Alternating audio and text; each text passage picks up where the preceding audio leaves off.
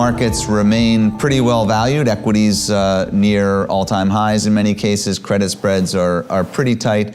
So as a core fixed income manager, where are you seeing the best investment opportunities right now? There's several things that we think are important to note, and one is that because of the unprecedented amount of monetary policy easing that we've had, all financial asset prices have been elevated. So there is a risk to financial market investors, just broadly speaking, that has resulted from this period of massive easing if we are on the turning point, and if we're beginning to see not just the U.S. Federal Reserve, but other central banks pulling back. And we do believe that is going to be the case throughout the course of the next year. You know, rising rates can present some risks, but gently rising rates are really a fixed income investor's, especially an active fixed income investor's friend. There's lots of ways to be defensive in the portfolio to protect against some of the capital losses that can occur in a rising rate environment, while still taking advantage of the fact that yields are higher.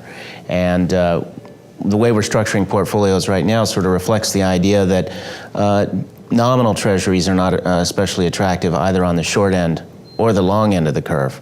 But we can build a portfolio in a number of scenarios by emphasizing, for instance, short-dated corporates, particularly investment-grade corporates, which are still relatively attractive, especially compared to treasuries on the short end of the curve. At the longer end of the yield curve, we focus on things like inflation index treasuries, where we think if yields rise significantly from here, it's likely going to be because inflation and inflation expectations are growing. So we can take advantage of that fact by buying relatively cheaply priced inflation index bonds instead of nominal treasuries in that part of the curve. Nominal treasuries are more attractive in the intermediate part of the curve. Another way to enhance yield in the portfolio in a high quality way is through agency mortgages, which we think are attractive at this point, particularly for a range-bound environment. And even taking a step down in terms of credit quality, but a significant pickup in spread, we think non-agency mortgages are attractive.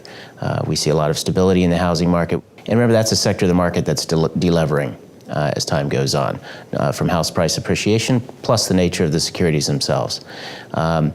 And that sort of delevering concept is one that we think is applicable to the corporate market as well, and thinking about which sectors you want to expose yourself to.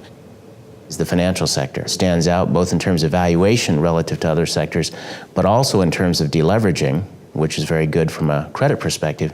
We continue to like that sector. So it's putting together a sensible portfolio and core space that works through a variety of scenarios, one that increasingly emphasizes defensive sorts of strategies.